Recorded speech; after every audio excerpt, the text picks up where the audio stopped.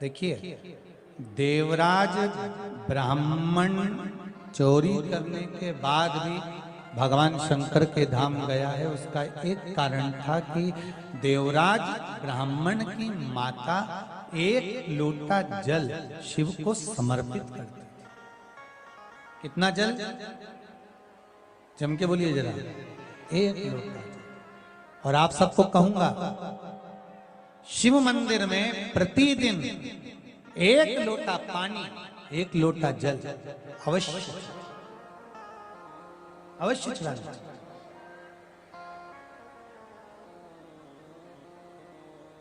एक लोटा पानी भगवान शंकर को अवश्य। क्या होता है? 3 दोष समाप्त होते हैं एक लोटा पानी शिव जी को चढ़ाने से। 3 दोष। पहला पितृदोष, दूसरा वास्तु दोष और तीसरा कालसर्प दोष। जब हम घर में से जल लेकर जाते हैं तो हमारे घर का पानी जब जाता है तो घर का जो वास्तु केंद्र होता है वो रसोई घर होता है। रसोई घर में से जल ले जाकर शिव जी को चढ़ाते हैं तो उससे वास्तु दोष समाप्त होता है। दूसरे नंबर पर है पितृदोष। घर का जो मटका होता है, परिंडा होता है, हंडा होता है, वो पितरों का स्थान होता है। उस पितरों के स्थान पर जो जल भरा होता है उसमें से अगर भाग भगवान शिव को चढ़ाया जाए तो पितरों का देवता आर्यमा भगवान शंकर के कहने पर चलता है। इसलिए वो भाग जब शिव को प्राप्त होता है तो आर्यमा संतुष्ट होकर पितरों को भी फल प्रदान करता है। तीसरे नंबर पर कालसर्प दोष। भगवान शंकर को एक लोटा पानी अगर चढ़ा रहे हो, भगवान शिव पर एक लोटा पात्र जल का अगर चढ़ा रहे हो तो आपका कालसर्प दोष समाप्त। कालसर्प दोष होता कैसे? शंकर भगवान का चढ़ा हुआ जल तुलसी जी में चढ़ाने से पत्रिका में कालसर्प दोष हो जाता है।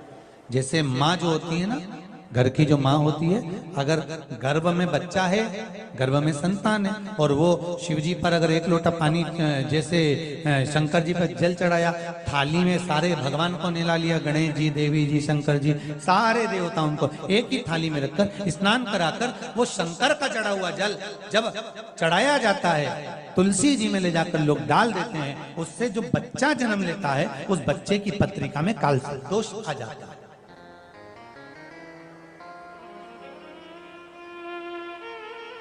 इसलिए शिव महापुराण की कथा कहती है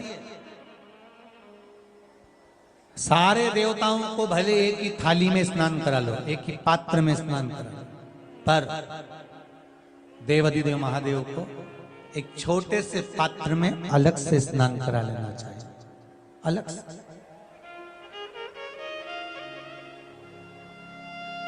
और उस पात्र का जल शिव जी को समर्पित करा हुआ जल तुलसी जी में नहीं डालना। तुम्हारे घर में जो पौधा हो आप उसको उसमें समर्पित कर दो। जैसे बेलपत्री चढ़ाने के बाद जल चढ़ाना या जल चढ़ाकर बेलपत्र चढ़ाना। एक पत्र है, बड़ा सुंदर है, छोटा सा भाव, प्रश्न अच्छा है, आप सबके हित का।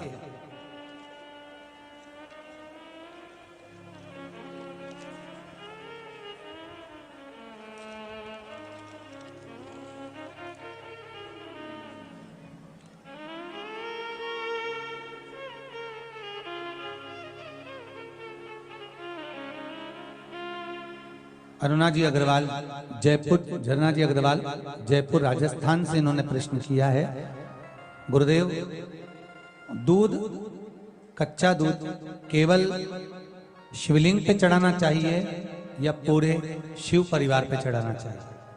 प्रश्न अच्छा है। और शिव महापुराण की कथा रुद्राक्ष उत्सव चल रहा है तो आप उसको समझें। दूध केवल शिवलिंग पे चढ़ाना चाहिए या जो शिवलिंग के आसपास में सभी परिवार विराजमान होता है उस पे भी चढ़ाना चाहिए? अगर लिंग पुराण आप उठाकर देखेंगे तो लिंग पुराण में एक बड़ा सुंदर संवाद आता है जिसमें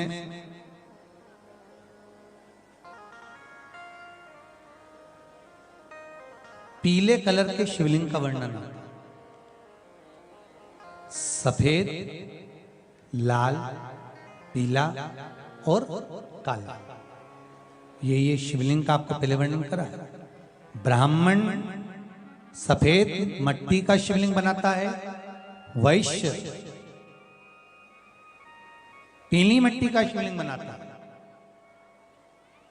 क्षत्रिय लाल मिट्टी का शिवलिंग का निर्माण करता है, शूद्र काली मिट्टी का शिवलिंग का निर्माण करता है। काली मिट्टी के शिवलिंग का निर्माण करता है। ये जो वर्णन किया गया है कि उसमें लिंग पुराण के अंतर्गत एक पीले शिवलिंग का वर्णन आता है कि पीला जो शिवलिंग होता है उस शिवलिंग का भाव कितना सुंदर बताया गया है। उसमें व्याख्यान वर्णन में आप अगर पढ़ेंगे देखेंगे लिंग पुराण के अंतर्गत तो उसमें आता है कि दूध जब आप देव अधिदेव महादेव के शिवलिंग पर समर्पित करते हो तो शिव महापुराण की कथा कहती है, लिंग पुराण कथा कहती है, नर्मदा पुराण, स्कंद पुराण, पद्म पुराण, अग्नि पुराण, सारी पुराणे वर्णन करती है। वराह पुराण, ब्रह्मवेत्ता पुराण, ये जितनी पुराणे सब वर्णन करती है कि जब शिवलिंग पर हम दूध चढ़ाते हैं तो केवल शंकर भगवान के शिवलिंग पर दूध चढ़ा देने से संपूर्ण परिवार पर दूध चढ़ जाता है। अलग से हमें कहीं चढ़ाने की जरूरत नहीं, अलग से हमें कहीं दूध ले जाकर चढ़ाने की जरूरत नहीं कि हमें गणेश जी को अलग से चढ़ाना पड़ेगा, देवी जी को अलग से चढ़ाना पड़ेगा, कार्तिकेय जी को अलग से चढ़ाना पड़ेगा या नंदी को अलग से चढ़ाना पड़ेगा। तो जो प्रश्न करा है जन्ना जी अग्रवाल जी ने, जयपुर राजस्थान से हैं, सुंदर प्रश्न करा है। और ये आपको ज्ञात होना चाहिए कि शंकर भगवान पर चढ़ाया गया थोड़ा सा भी दूध जल जो हम भगवान शिव को समर्पित कर रहे हैं वो केवल शिव के लिए नहीं रहता, केवल भगवान शंकर के लिए नहीं है, वो स्वयं 33 कोटि देवताओं को समर्पित हो जाता है, स्वयं 33 कोटि देवताओं को पहुंच जाता है।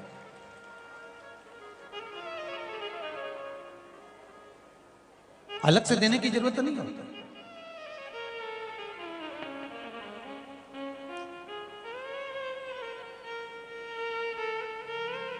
महाराज एक लोटा पानी, बेलपत्री आप शिवलिंग पर पहले चढ़ा रहे हैं, उसके बाद जल चढ़ा रहे हैं। दूसरा, जल चढ़ाने के बाद बेलपत्र चढ़ा रहे हैं। ये दो अलग अलग क्रम है शंकर भगवान की पूजन के। आप समझ लीजिएगा जरा, ये प्रसंग कभी नहीं आया, आज आया है तो उसको समझ लीजिए।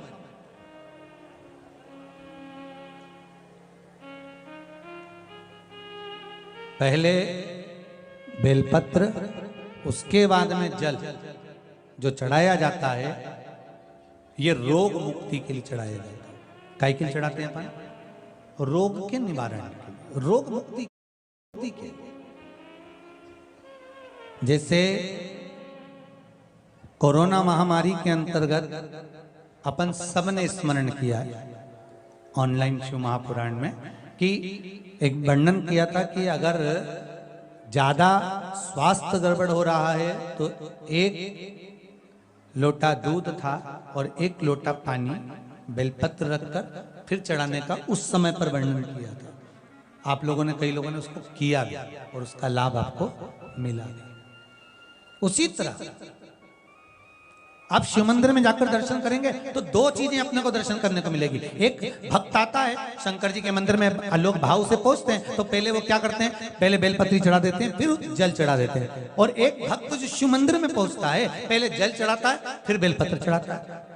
दोनों का अलग अलग क्रम है, दोनों का अलग अलग भाव वर्णन किया। पहला, अगर बेलपत्र चढ़ाया है और उसके बाद अगर शंकर भगवान पे जल चढ़ा रहे हो तो ये रोग मुक्ति के लिए होता है। जैसे बड़े रोग किसी को हो जाए, रोग किसी को घेर ले तो वो बेलपत्री चढ़ाने के बाद फिर जल चढ़ाएगा तो उसको रोग थम जाएगा और फिर वो रोग आगे नहीं बढ़ेगा, आगे नहीं बढ़ेगा। रोगों को थामने के लिए बेलपत्री पहले फिर जल। और जब कुछ कार्य के लिए आप, सिद्धता के लिए आप, अच्छे कार्य के लिए आप, मन की प्रसन्नता के लिए, आनंदता के लिए आप शिव आराधना कर रहे हो, आप शंकर की आराधना कर रहे हो, तो आप जल चढ़ाकर फिर बेलपत्री चढ़ाए, उसका लाभ आनंद में। आपने जल चढ़ाया, उसके बाद बेलपत्र चढ़ाया।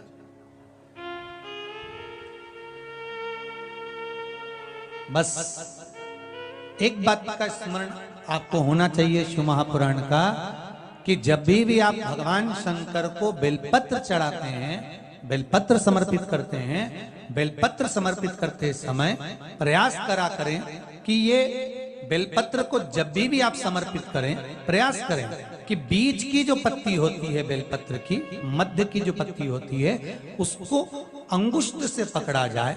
उसके बाद में आप फिर बेलपत्री को शिव पर समर्पित करें, प्रयास करें।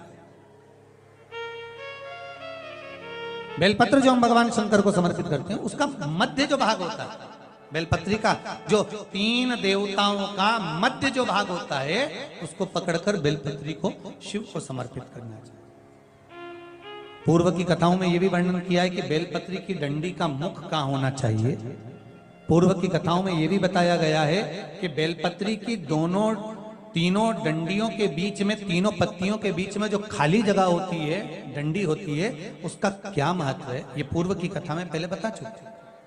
पर आज जो क्रम चल रहा है कथा का, उसमें अपन जो समझ रहे हैं वो ये होना चाहिए कि आप किस कामना से जल चढ़ा रहे हैं, आपके जल चढ़ाने का क्रम क्या है। अगर आप रोग मुक्ति के लिए चढ़ा रहे हैं तो पहले बेलपत्र चढ़ेगी, फिर जल चढ़ेगा। आप कार्य सिद्धि के लिए चढ़ा रहे हैं, पहले जल चढ़ेगा, फिर बेलपत्र चढ़ेगी। और यदि कोई विशेष कार्य है आपका, जो आपको भगवान शंकर से जाकर कहना है, कोई विशेष कार्य, जैसे ब्रह्मलोक में ब्रह्मा है, वैकुंठ में भगवान विष्णु है, पर संसार सागर में, ब्रह्मांड में, मृत्यु लोक में अगर कोई देव है तो वो देव अधिदेव महादेव, वो देव अधिदेव महादेव, दूसरा नहीं।